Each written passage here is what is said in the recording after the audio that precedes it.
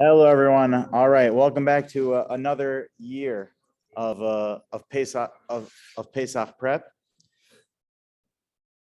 Yeah, so this class is such a funny class because it's something that you can just listen to last year's class, and it's pretty much it's it's pretty much the same thing. So I just kind of feel like just pressing play on that. Yeah, so have a holiday something. We'll figure it out one time. We'll figure it out one time. Yeah, that's right.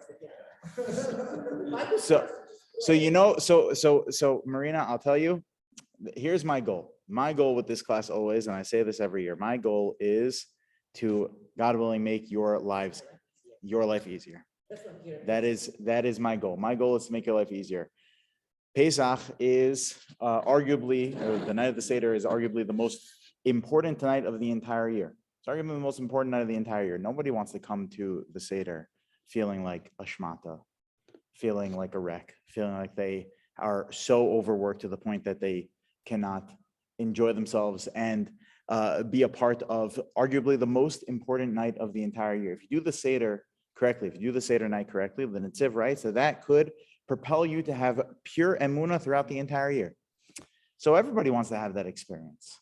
So it'd be a shame if people are coming to this Dharm feeling like a wreck. So tonight, hopefully, we're going to give some advice that is going to counteract that, and we'll be able to fulfill properly the mitzvah from the Torah that we have for every single Yom Tov, the mitzvah of Simchas Yom Tov, of enjoying Yom Tov, v'samachta b'chagecha. We'll be able to properly enjoy our Pesach. We'll be able to enjoy our Sidarim. And by the way, it's also, we know that the night of the Seder is also a night of chinuch, a night of education.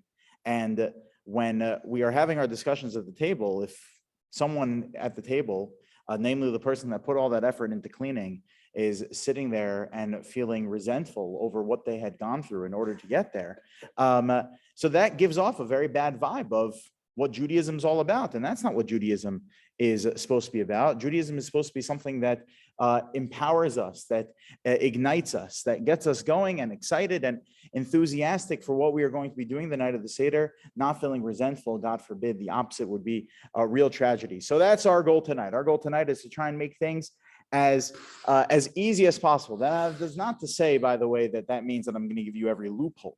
That's not that we're going to be suggesting things that are against the Torah or against halacha. It's just that if you read the Shulchan Aruch appropriately and you go through the halachos, you find that it's actually much less daunting than one thinks. It's actually something quite manageable for us in our home. Even with the fact that we have small children, which we'll get to, that is a factor as well.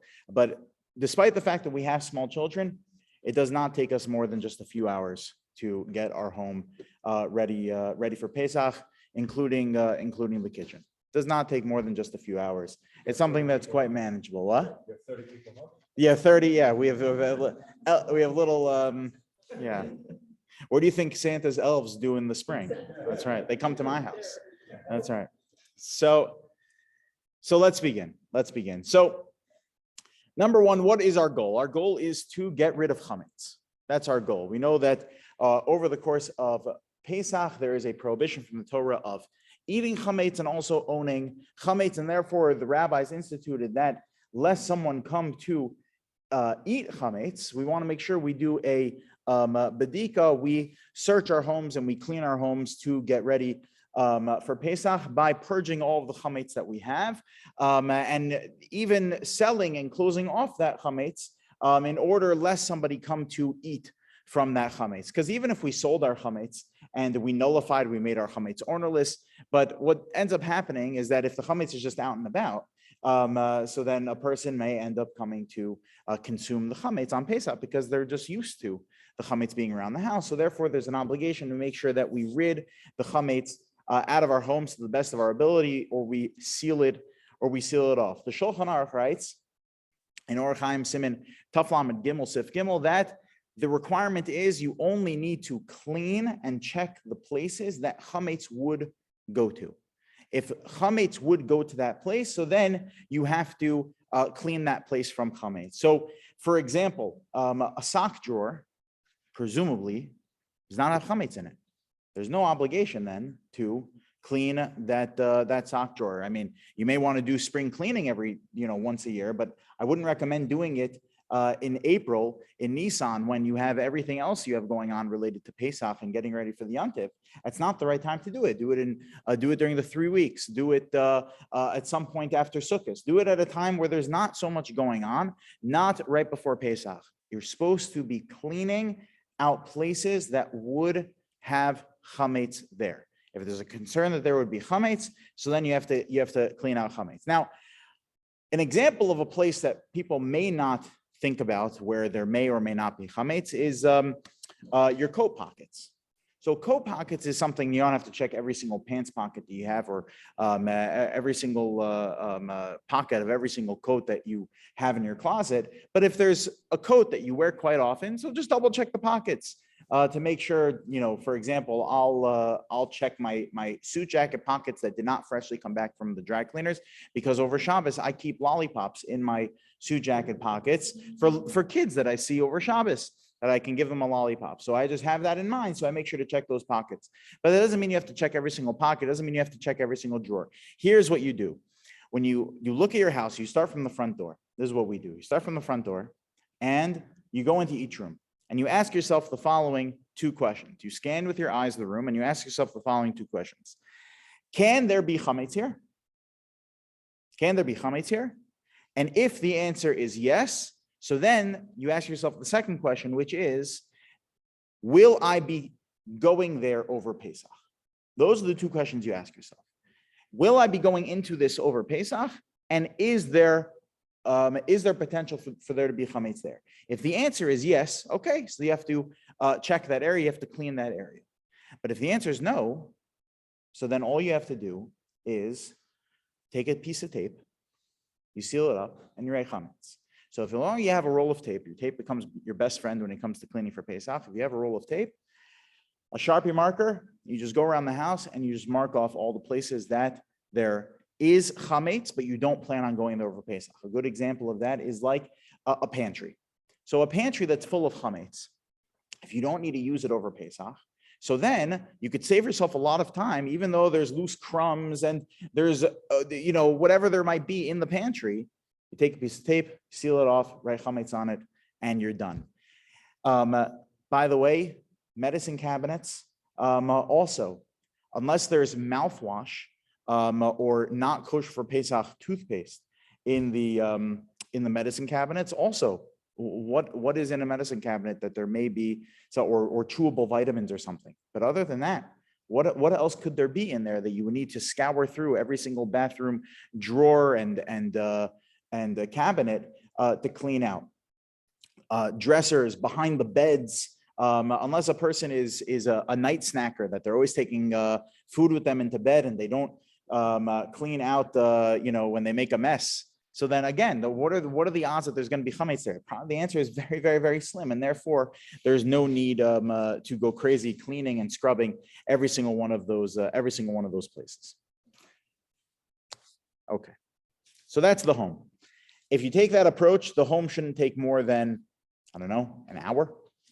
The entire house. That shouldn't take more than that. And then you get to the kitchen. Now, the kitchen is where you have more of a time constraint, but not too much, but more of a time constraint. For the kitchen, the reason you have more of a time constraint is because of what we said before. What are you cleaning? Places that there's chametz. So in the kitchen, that's where all the chametz happens. That's where all the chametz happens. So tonight we'll go through how to kosher every single aspect of the kitchen. We'll go into more detail. But before we get to the details, let's first just analyze the principle. And it's basically all of koshering is really based off of 3 principles. And we're going to break down the 3 principles right now. But as long as you understand the principles, so then it's just about applying. It's just about applying the principles to whatever sort of appliance you're encountering that you need a kosher. And if it fits the principles, then you're able to kosher it. So the principles are the following. Number one, it is interesting that the Gemara in Pesachim and Daf Lamed says that with regard to Pesach, it is a good idea to get all new things, to not kosher, meaning to say that we kosher that which we need to. If you don't need to kosher it, so then better to not and better to have new for Pesach. Now, that's not very realistic for most people. I know there's a lot of people, not that many, rather I should say there's a few people that have Pesach kitchens. I've seen them before. You have mamish Pesach kitchens, everything from pots, pans, utensils to the kitchen itself being completely just Pesach the entire year. You only use it for the weeks related to Pesach. You don't use it any other time. So then that is a wonderful advantage that a lot of people have. Most people, though, do not have such an advantage. They have to go along and do koshering. So what is the source for the whole concept of koshering? So the source of this comes from when the Jewish people had beaten the Midianites in battle. After they beat the Midianites in battle, the Midianim, God had instructed the Jewish people, the end of Sefer Bamidbar, that we're supposed to collect the spoils of the war.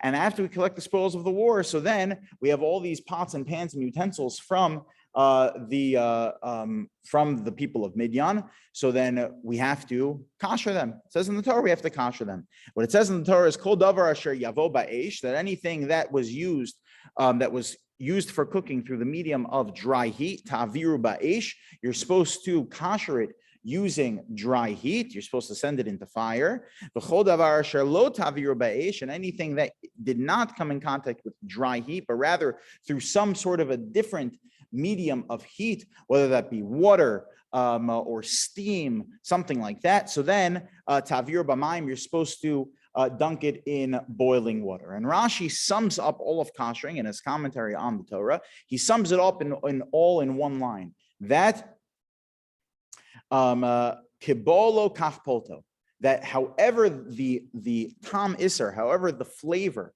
of something prohibited was absorbed into the utensil, that is the way that you are supposed to purge it. The way it was absorbed, that's the way it's supposed to be purged. So, for example, if someone had barbecue grates that they needed to kosher, so then that is through dry heat.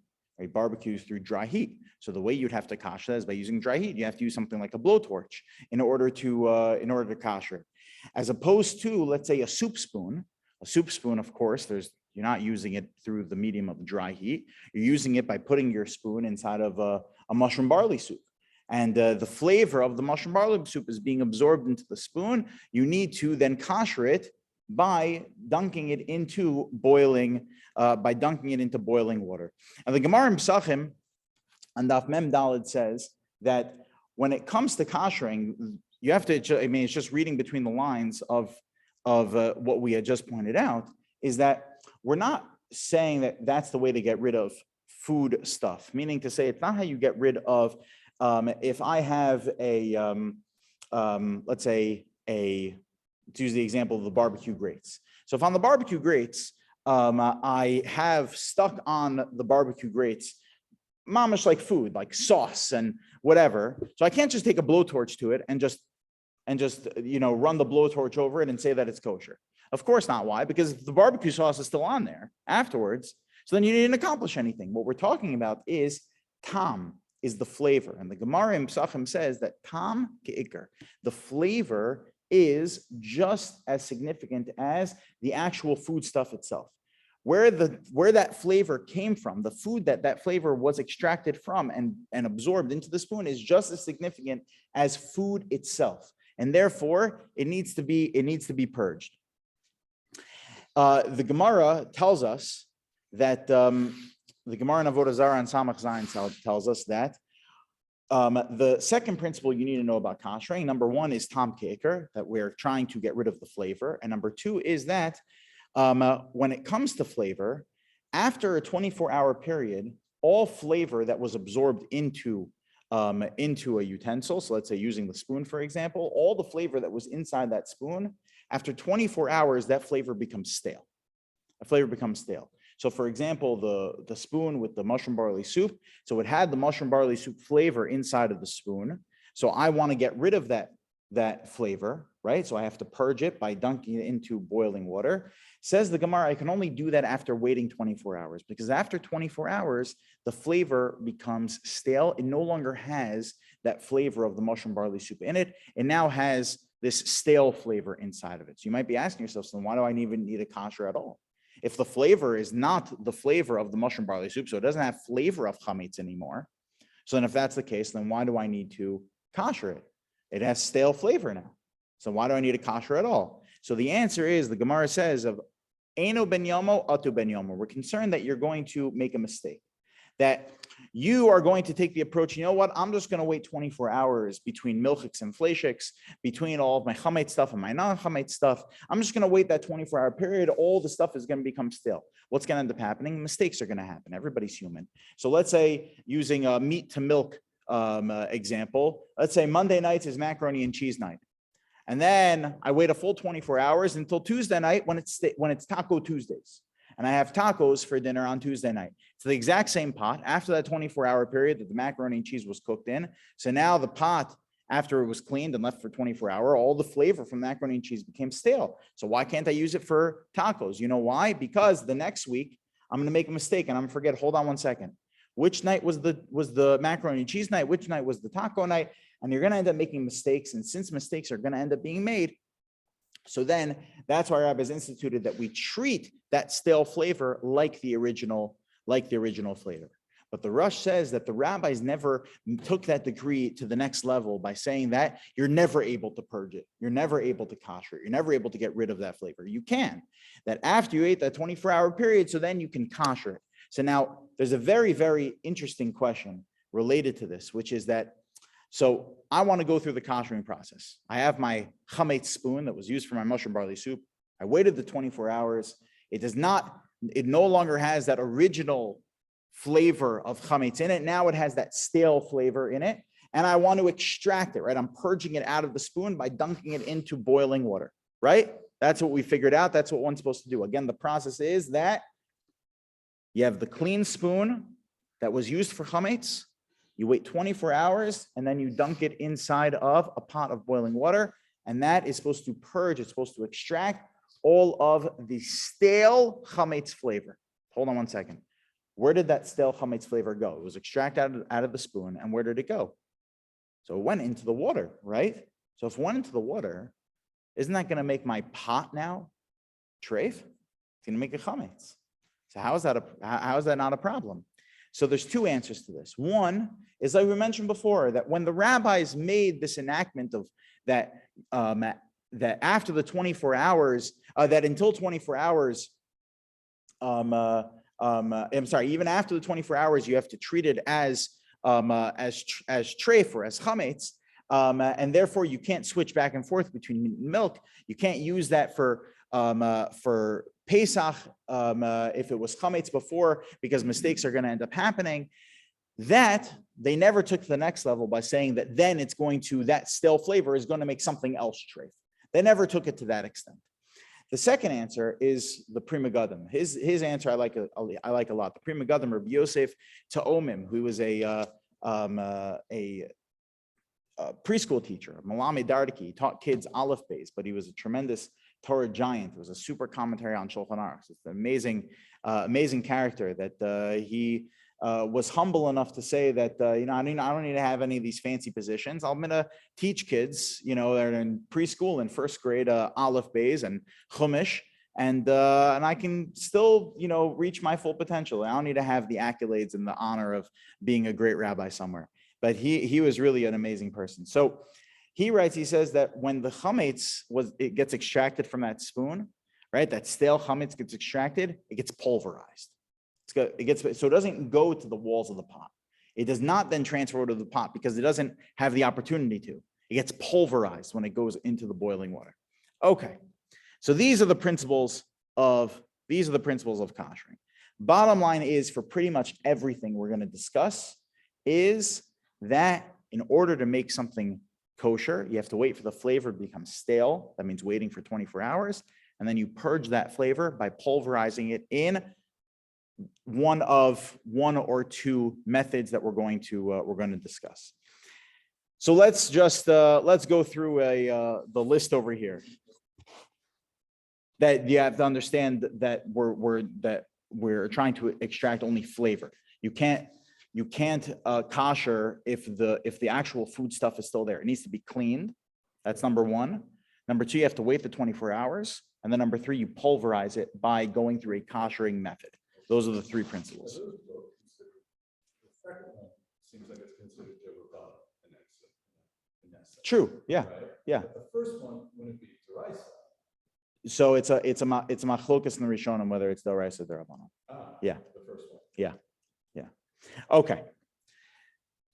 So what I did in compiling this list was basically we're going to get to now the different utensils or kitchen appliances that one would want to kosher. I basically just looked around my house and saw the different things that I'm going to be koshering and compiled a list over here. So if things that are in the Reich household are different from the things in your household, we'll leave time at the end, of course, for questions. And if anyone has any specific questions, of course, we'll address them. All right, let's start. Countertops. So there's a number of different types of countertops. There are ceramic tile countertops. There's plastic or formica countertops. There's quartz, granite. So let's go through the different types of countertops. When it comes to ceramic tile countertops, ceramic cannot be koshered. Earthenware cannot be koshered. Remember, we mentioned before that when flavor gets absorbed within something, so then you wait 24 hours for that flavor to become stale, and then you purge it. So when it comes to purging, when it comes to pulverizing it inside of, let's say, boiling water or one of the koshering methods we're going to mention, the only way that can happen is if there's actually the ability for it to be extracted out of the utensil or the item that I'm trying to kosher. When it comes to earthenware, the flavor gets so deeply absorbed that it is almost pretty much impossible to extract it. So that's why when it comes to earthenware, porcelain, ceramic, we don't kosher those. According to the Ramah, according to Rabbi Moshe Isserlis, glass is the same thing, by the way, because glass is produced from sand. It's essentially earthenware, says the Ramah. And therefore, even though scientifically it is not as absorbent, obviously, as porcelain or ceramic, nevertheless, the custom of Ashkenazim is that we do not kosher glass either. So when it comes to a ceramic or a porcelain countertop, so then there is no way to kosher it. So what do you do in such a scenario? You cover it. And by the way, that's the best thing to do for all countertops in general. In our house, we have a formica countertop, which we'll discuss how to kosher in just a second. But what we do is we have these thick, the thick plastic tablecloths that we buy from Amazon, something like $10 a piece. And they come and we spread them out and we cover the countertops and we tape them down onto the countertops. And we do that across the kitchen. And then that's it. You're done. You don't have to worry about koshering it. You get the whole thing done in 20 minutes. You cover the countertops and that's it. You tape it down and you're done. I would recommend only using something like that, or some people, my parents have these hard plastic surfaces, almost like a, what's it called? What's it called? Glass, something glass. Yeah. What's it called? Plexiglass. Yeah, something like that, that they use to cover. Some people I've seen have wood, big wood boards, kind of like what you have in your house, that they get just for Pesach, and they cover that over their countertops, and that becomes their countertops for Pesach. By the way, it also, I think, gives a unique look to Pesach. I like the way it looks because when you walk into your kitchen, it looks like Pesach. It doesn't look like the rest of the year. It looks like Pesach. And you counter your countertops like that, you cover them up, it looks like Pesach. But nevertheless, if somebody does want to be able to use the material that their counter is, it's understandable. So let's go through the koshering. Method. So, sure.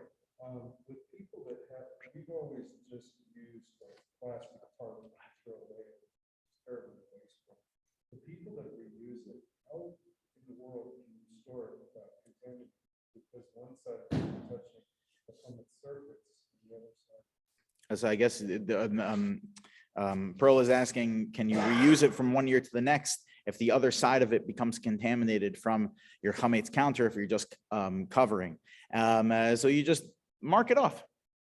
You just mark it off well, and you're careful the way you put it away, and you mark it off that this is the chametz side and this is the not chametz side, something like that. Yeah, that, or you just get rid of it and use new ones every year, something like that.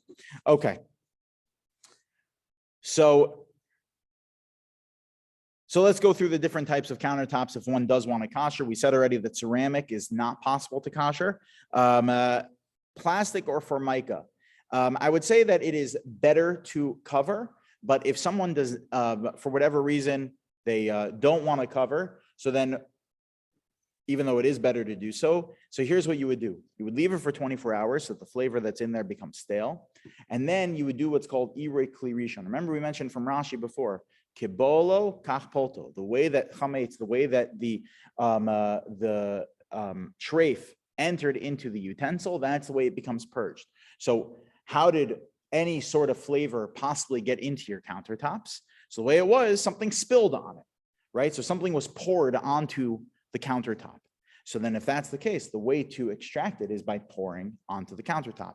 So you boil up a pot of water and you pour after 24 hours, because it has to become stale, the flavor. And then you pour the boiling water on every part of the countertop.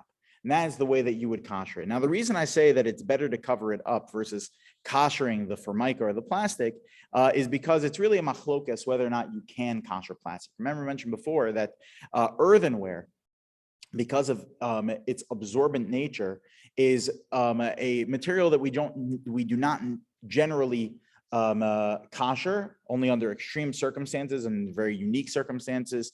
But generally speaking, we do not kosher any sort of earthenware at all because it's impossible for that flavor to be purged because it's so deeply absorbed. So the question is, what about plastic? Is plastic like earthenware, or is it like metal that it is not as deeply absorbed and you can kosher it? So it's a machlokes between Rav Ovadia and the Tzitz Eliezer and Rav Schachter versus Rav Moshe Feinstein. Most poskim assume that plastic, hard plastic only, not the soft plastic, or it's very rubbery and then it actually can become absorbed. And you find that like Tupperware, for example. I don't think you can kosher Tupperware, but hard plastic, you can. That they assume that it's like metal, that it's something that the flavor does not get so deeply absorbed that you can extract it. But Rav Moshe felt no. Rav Moshe felt that plastic, it absorbs too deeply, and therefore one cannot kosher it. So I say that since most poskim assume that one can, then if someone so wants to, then they could.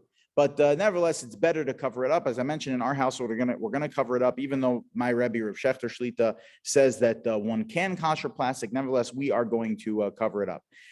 Granite, stainless steel, quartz. Again, you go through that same process. You let it sit for 24 hours, and then you'd pour boiling water over the countertop. Again, this is all under the assumption that it's clean. Everything that we're going to be saying is going with the assumption that it's clean completely. It's cleaned completely, then you wait 24 hours, and then you do the process of pouring with boiling water over that area. Some are machmer to include also something that's called an Even Milubenet, which I myself would not recommend, even though the Mishnah Berurah quotes from the Marshal that one would need to do the Even Milubenet, which is the following, that the Marshal is concerned with our countertops, that it's not enough to just pour the boiling water. Why? Remember I mentioned before, kebolo kach polto, the way that the flavor was absorbed, that's the way it's purged. Now, most of the time, the way that flavor is absorbed is something was spilled onto it. But another way was that perhaps there was a full food item, say like a whole steak or a whole piece of chicken or a whole potato that was boiling hot that fell onto the countertop. Now, why is that a problem? It's a problem because there's a concern that something like that, that's a whole solid food item, has a higher level of heat retention than just water. And therefore, the flavor got absorbed not only through spilled water, but through something solid. Therefore, says the Marshal, you need to use something solid to purge the flavor.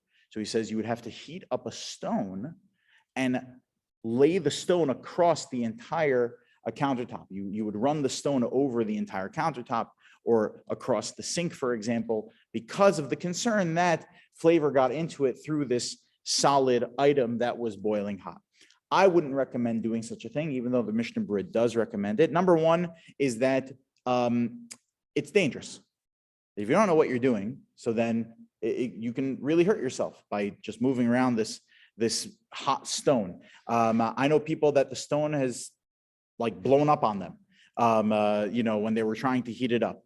I would not recommend using it. I think that it is probably dangerous. If you're an expert in koshering or an expert in stones, then sure, that would be something that I would recommend to do. But otherwise, for the average folk, I would not recommend it. I myself am not going to be doing it for my sink, which we'll talk about soon, how to kosher the sink. I won't be using it in my sink. Number one. Number two is that I think that it actually, when people try doing it, they don't end up doing what's more important, which is pouring the boiling water over correctly, because they're so concerned about making sure the stone is getting every single place that they're not being as careful with the thing that's more important, which is pouring the boiling water. So I would not recommend using the Evan Newell Bennett. Either way, it's just it's a stringency as it is. I wouldn't recommend using the hot stone. You would just take the boiling water after 24 hours, and it's very clean. It was sitting for 24 hours, and you pour over your countertop. The same, by the way, everything we just said about the countertop applies equally to the sink. We'll talk about that in more detail in just a second, though. Dishwasher was the second thing I noticed in my house. Dishwasher is not recommended for koshering for Pesach. I know that it is somewhat of a tircha. I know that it's not easy to not have it. If someone's so used to a dishwasher, I know it's not easy to not have a dishwasher, but nevertheless, it's just that it is very, very complicated to kosher. There's so many nooks and crannies in a dishwasher that one would need to clean out thoroughly, filters and racks, and between the racks and the where the wheel sits, and just the all the nooks and crannies of a dishwasher would make it extremely, extremely difficult to kosher appropriately, to clean appropriate, then kosher appropriately. So I would not recommend using a dishwasher. If someone does have great need that they do need to feel like use the dishwasher, they could speak with me privately. I'd be happy to give them some guidance on that. Electric mixer like the standalone mixer and hand mixer. The hand mixer and the standalone mixer, I would also not recommend using for Pesach, again, just because it is too difficult to clean out every single crevice inside of the hand mixer and the stand mixer, excuse me, and therefore I wouldn't recommend koshering either of those. I'd recommend getting a hand mixer that is specific for Pesach. Fabrics, towels, aprons, tablecloths, etc. All you do is just wash it. You just wash it as long as there's no solid food stuff on it, which is not very likely after you wash it anyway. So then you can totally use that for Pesach, not a problem. Fridge, freezer, pantry, shelves that one is going to be using for Pesach. So then you clean it thoroughly and you would line with paper or plastic liners. And the whole reason why you just have those liners because it just indicates that this is for Pesach. It just has that in it's a hecker. It's an indication that it's for Pesach. Just make sure that there's airflow in the kitchen. You're not covering it in the fridge. You're not covering every single part of the fridge. Again, this is just to make a clear demarcation that this is for Pesach. You want to make sure that there's good airflow that's taking place inside the refrigerator. With that said, by the way, we mentioned before the pantry and now the fridge freezer. If someone is limited in space and they have, chametz that they had sold during Pesach. Now, you're not supposed to see that chametz. It's supposed to be covered up. So it's just important to keep in mind also that you can have even in the refrigerator an area that is, sealed off with just some chametz stuff, sealed tightly in a bag, and then with a big sign that says chametz. and that it is impossible for someone to get to on Pesach without ripping through something, without ripping through a sign that says chametz, that also is okay as long as the chametz is not visible. Same thing with the pantry. You just seal off the pantry that you're keeping with your chametz stuff inside of it, or in the garage, you'd cover it up with some sort of a cover that encapsulates the chametz inside of it, and you just put a sign that says chametz. So then you're good to go for that as well, as long as the chametz is not visible and it is not possible for someone to inadvertently grab the chametz over Pesach. Next thing in our home was high chair and table.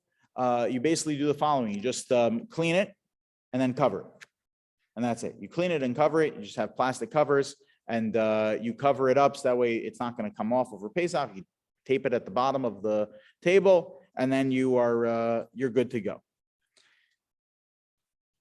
No, so there's no koshering that happens there. You're just covering it. Okay, next, hot water urn. So hot water urn can only be koshered if it's used for hot water. The reason I'm laughing is because I had a friend in yeshiva who did not use a hot water urn only for hot water. He also made hot dogs inside of it, and hard-boiled eggs, and all these different types. He figured out many uses for his hot water urn.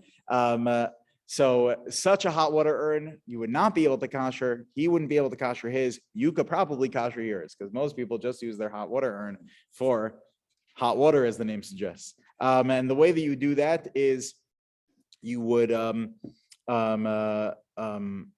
not use it for 24 hours, as we mentioned before. The reason, by the way, where you're asking yourself, if it's just used for water, then why does it need to go through a koshering process at all? The answer is because when I take my my cup of coffee or my cup of oatmeal and I stick it under my hot water urn to get the hot water out and go into the oatmeal cup, so steam from the oatmeal cup is coming up under the spout underneath. So basically, for the hot water urn, the only part that really needs to be koshered is just the spout. Just the spout needs to be koshered. So you just clean it out, let it sit for 24 hours, and then you pour hot water over the spout. So you just flip your hot water urn over and pour hot water over the spout, and just fill it with hot water and press it down and let the water run for 10-20 seconds, and you're good to go. That's the way you would kosher a hot water urn. Okay, keep going. Next, speaking of coffee, is what about coffee makers? So the ones that I think are most common in people's homes today are probably either Keurig or Nespresso. The way you would kosher Keurig or Nespresso, if you have a specific other type of machine, you could speak to me. But the way you would kosher them is you have to clean it through thoroughly, let it sit for 24 hours, and then you just run the machine with just water, without anything else, with just water through one cycle. Now, you would have to run it through to make sure that it actually is clean.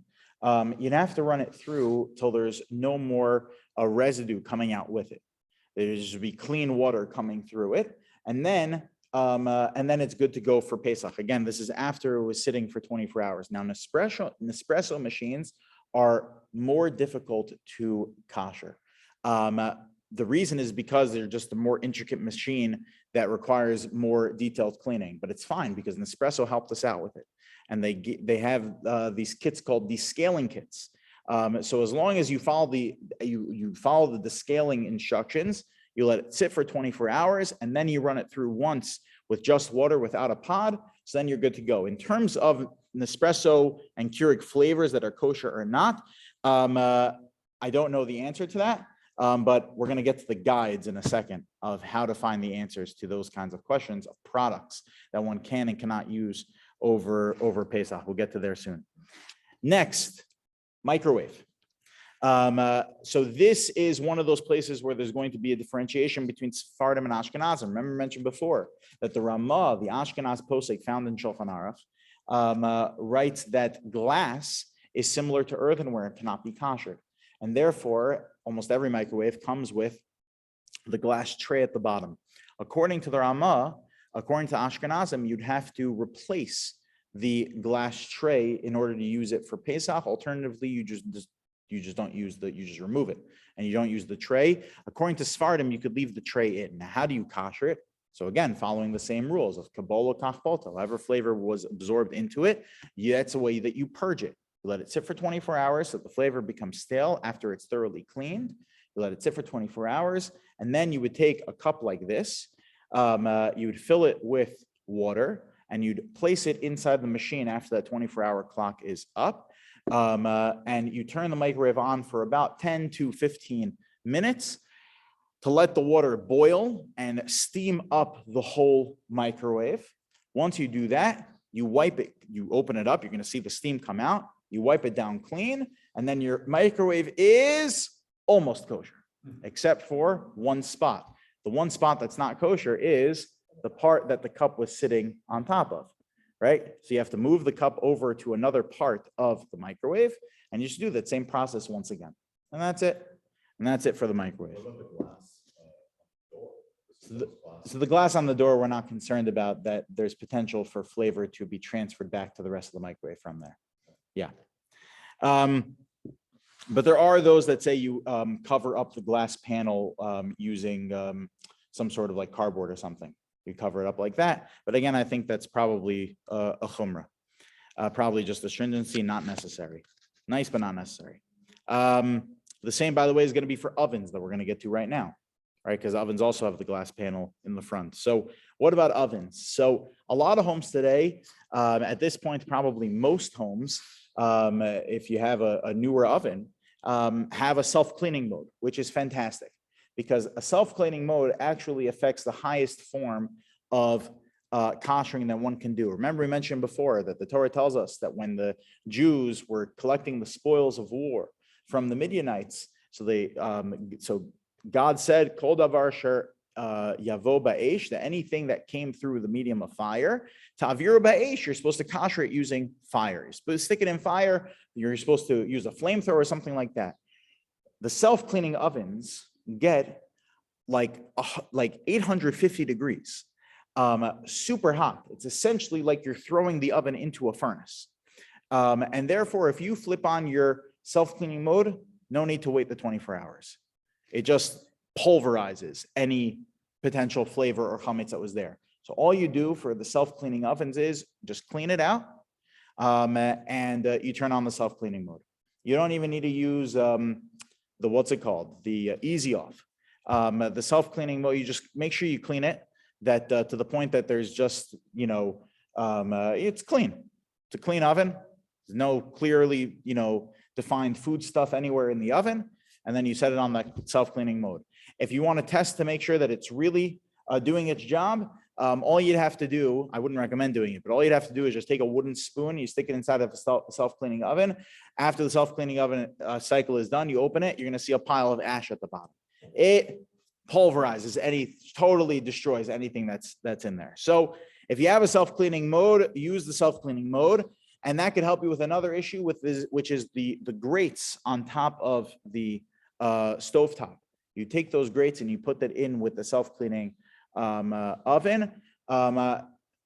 Then all of that is kosher. Now, a lot of people don't like putting the grates inside the self-cleaning mode because they think that it might it discolors the grates a little bit and it might ruin the grates. So, okay, you don't have to do that. We'll get to another way of how to clean the grates in a minute.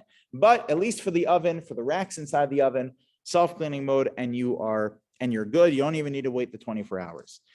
But let's talk about non-self-cleaning ovens. We have an oven that is not self-cleaning.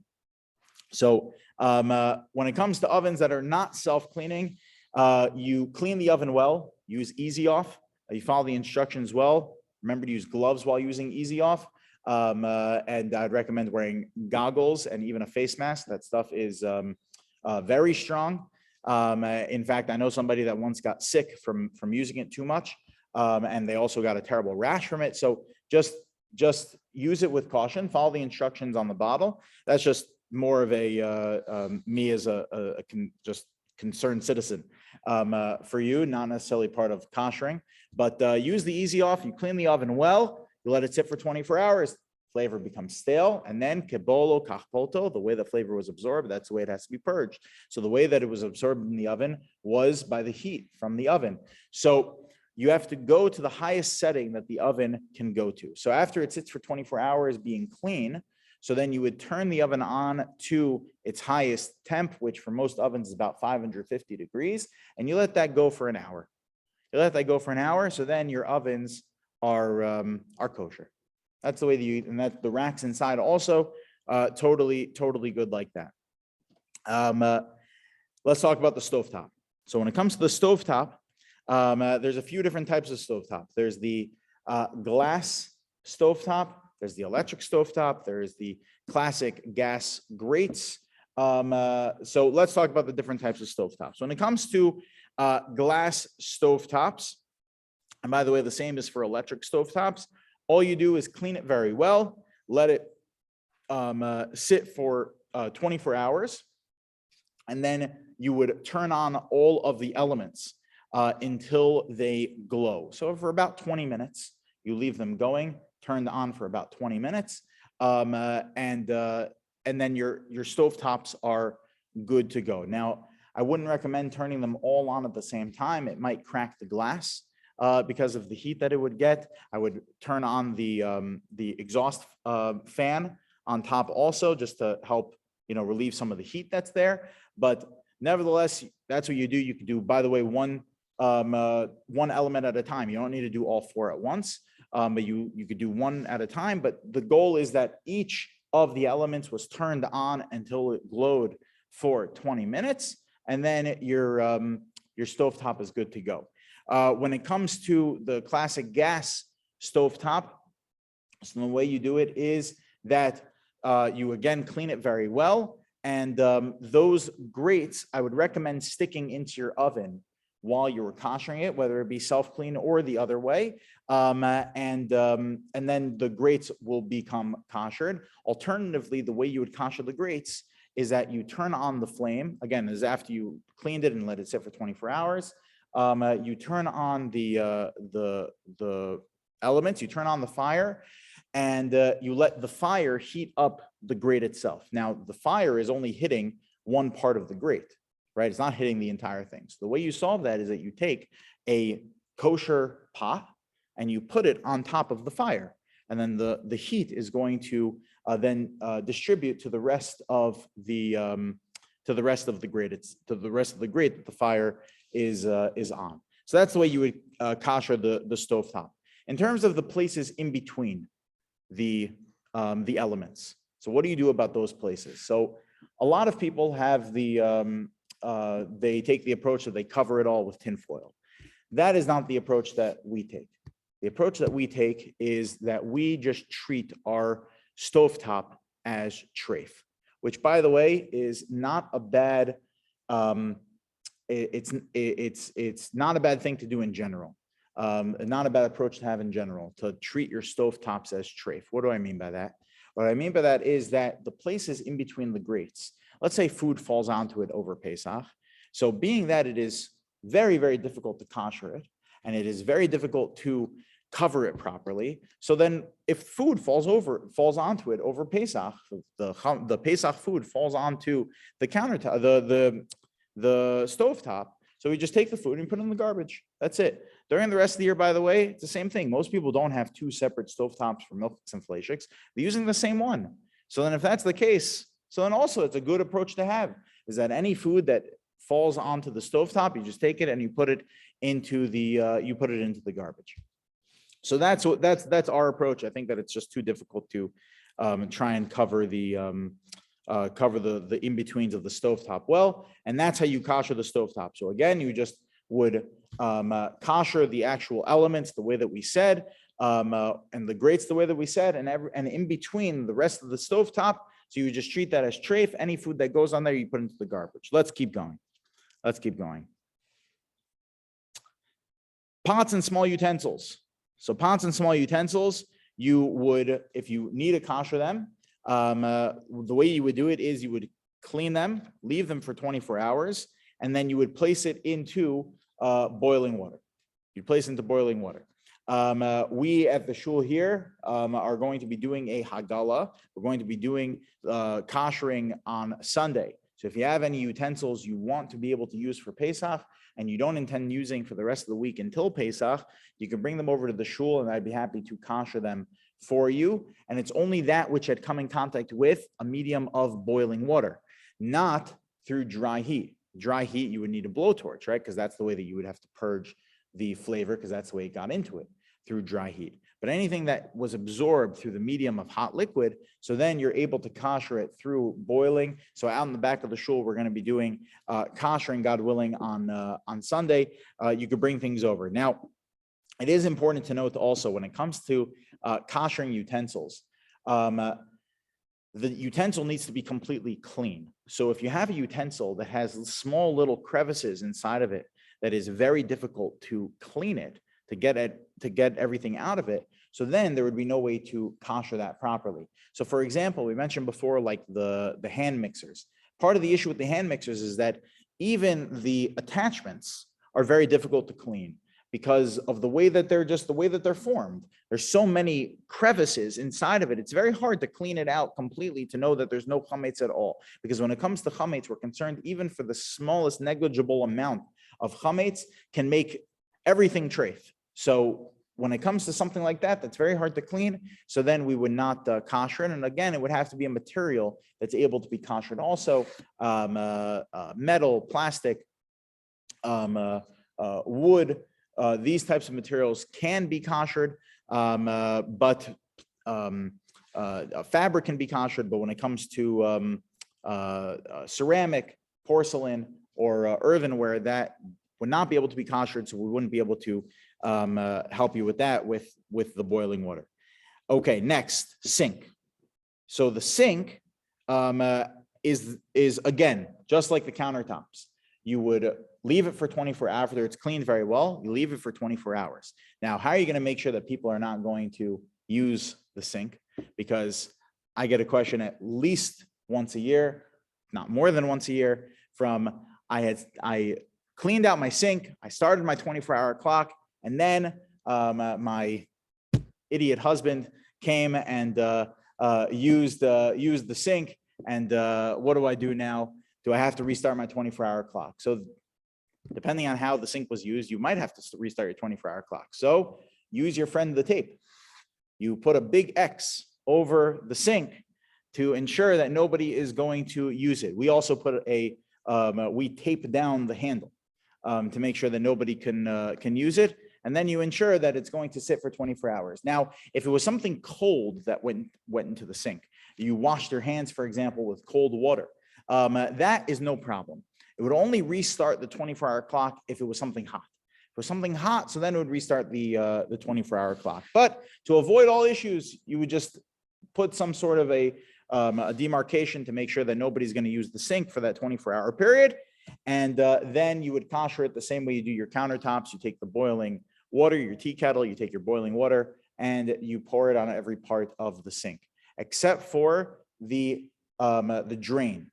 The drain, the strainer at the bottom of the sink, that you would need a new one for Pesach. There's no way to, because it's impossible to clean it out thoroughly. So you would just need a new one for Pesach. All right. Now that only, again, regarding materials, different types of sinks. So again, ceramic, porcelain sinks. In our old house, we had porcelain sinks, so we were not able to kosher it for Pesach. So we got inserts, which you can get at any hardware store, at Home Depot. I'm sure they have them. Sink basins. Order them on Amazon. Just sink inserts that go into the sink, and that's you just use that for your sink during the week. All right. Next, warming drawers. Warming drawers, really, because it's dry heat, really the only way to kosher it is from some form of a blowtorch. So I would not recommend trying to kosher a warming drawer. If one has some great need, they can see me. I can give you a step-by-step guide on how to do it, but I really would not recommend it. Water cooler does not need to be koshered at all, except for the hot spout would need to be koshered, right? Because remember, if you're using oatmeal and you You turn on your hot spout to fill up your oatmeal cup, so all that steam is getting to your hot element. So you would just need to pour boiling water over the hot element of the water cooler. Otherwise, you just clean the water cooler and you're good to go. No need to kosher it at all. Frying pans and baking trays. You would have to do libun chamer. You would have to blowtorch them in order to use them properly. If it has a Teflon lining, there's no way to kosher that. So I would not recommend using frying pans or baking trays that were used during the rest of the year on Pesach, unless you're literally going to go with a blowtorch and torch your baking tray. Some people do it. I know some people that do it. Barbecues, there is a way to do it, but it is extremely difficult, and I don't know whether or not it's worth it. You might be better off just getting one of those like cheap, like $70 barbecues that are like half disposable from Home Depot and using that for Pesach. If one so wanted to kosher their barbecue, they'd have to get it professionally cleaned because there's so many cracks and crevices that it is almost impossible to do it yourself. You have to get it professionally cleaned, and then you'd have to torch the grates for Pesach. Close the barbecue. This is after you leave it for 24 hours. Close the barbecue and turn it to its highest setting for an hour. Again, extremely difficult to do. I would not recommend koshering a barbecue for Pesach. Last thing I found in my house is hot plates and blechs, which, by the way, that's just important terminology for us to become familiar with. There's a big difference between hot plates and blechs. They're not the same thing. A hot plate is the thing you plug into the wall. That's a hot plate. It's just a metal sheet that heats up when you plug it in using internal elements.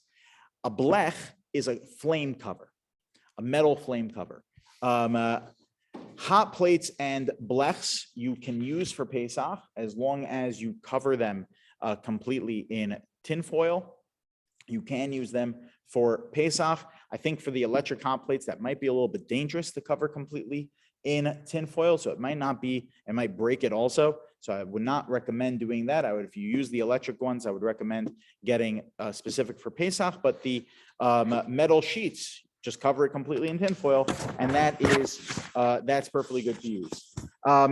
Some final thoughts.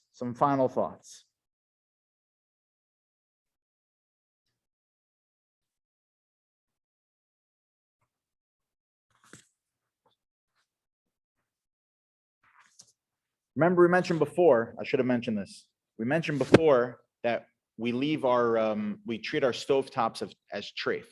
The most common place where people make mistakes when doing that is that while they're cooking, so you take your spoon and you stir the thing that you're cooking. So then what do you put your spoon down onto, right? So most people just put it down on the stovetop. So if you're not going to be covering your stovetop, which if you can do it properly, I'd recommend doing it. But if you're not going to be doing it, so then just make sure not to place that spoon down on the stovetop. Remember, the stovetop is treif. So you would take that spoon and you place it onto your covered countertop, right? Assuming everybody is going to be covering it, or your koshered countertop. Okay, some other final thoughts is the following. We mentioned before that you go through your household and you check out to see that which is a place that chametz may have gone to. So I have to check that out. I need to clean it out. And if there's chametz is not there, so then I don't need to clean that room at all. I just leave that. I leave the drawers, I leave whatever it is. And if there is chametz there, but I don't plan on going there, so I just take a piece of tape and I cover it up and I write chametz on it, fine. Some things I'll just want to point out. One is a mistake people make, and the other is a mistake in the opposite way, which is that there's some things that people have begotten too machmir about, and something that people have completely forgotten about. When it comes to finding chametz in your house, one thing that is a common household item, especially with kids, is Play-Doh. Play-Doh is a common household item that is totally edible.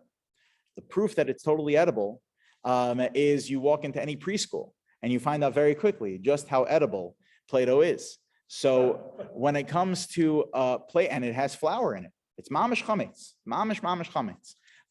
So you may have gone to your playroom and there's no chametz in this playroom at all. My kids know they're never allowed to bring food in here. We checked it out. There's no food in here at all, but you have a huge thing of Play-Doh sitting there. You need to make sure that you get rid of that Play-Doh before chametz. The other thing that people make a mistake about is in the other direction. When it comes to cosmetics and medicines. We mentioned before, mouthwash, toothpaste, right? These are things that are going into your mouth. So you need to make sure that they're kosher for Pesach. But cosmetics, there's no need for cosmetics to be kosher for Pesach. Why? Because in order for something to be called chametz, it needs to be edible. If it's inedible, then it is not chametz. That's the bottom line. Rabbi Soloveitchik, Rabbi Schechter tells a story about Rabbi Soloveitchik that one of his students asked him about one of these types of items, and Rabbi Soloveitchik says, well, it says in the Gemara that if a dog wouldn't eat it, so then it is not considered, it's not considered chametz. That's if a dog wouldn't eat it, it's not considered chametz. So the fellow said, but my dog does eat it. So Rabbi Soloveitchik responded and said, you have a meshugana hunt, you have a crazy dog, right? So if it's not edible, so then it is not it's not chametz. So when it comes to medicines, for example, a medicine that does not have a taste, right? So Advil has that plastic cover coating. You have to just check to make sure that Advil is okay if it has that coating. But all other medications, if it's just a pill that you swallow, it doesn't have a taste, and you need to take it, so you just take it. There's no question about it. Chewable vitamins, that's something else. That's more significant. If it has a flavor, so then you could taste it. So that's obviously a bigger issue. You have to make sure that's kosher for Pesach. Okay. Vitamins also, if it is something that does not carry any flavor at all, so then it is not a problem if you need to take it. If you don't need to take it during the week, so then it's better not to take it. I want to just again remind everybody, we're going to be doing the Haggalah here on Sunday, but on Shabbos, there's the Shabbos Haggadah Drasha. I want to invite everybody to the Shabbos Haggadah Drasha. It's going to be 1 hour before Mincha at 5:55, God willing. And I just want to conclude by pointing out something, is that we, Baruch Hashem, live in a Torah world that has really become so advanced. It has become user-friendly, it's become advanced. And there's, especially for Pesach, really it's been made easy in that there are these guides. For example, Rabbi Eidelitz's guide, this is my favorite one. They have a whole stack of them here at the shul that has a perfect guideline of telling you, number one, the regard to koshering. So if you missed anything here, presumably he and I are on the same page. If something doesn't seem right, of course, you have any follow-up questions, you speak to me, but he tells you how to kosher, tells you some of the halachos you need to know, the customs related to Pesach. And then he has a whole guide of foods and items that would not need a special kosher Pesach symbol that you can use over Pesach. This is super important to have, especially when you're going shopping. This just take with you wherever you go, and it has everything you need to know. And if it's not covered in Rabbi Eidelitz, then it's covered in the CRC from Chicago. They do a fantastic job. The Star K also has a Pesach guide, the Star K, and the OU has a fantastic Pesach guide. Again, following that same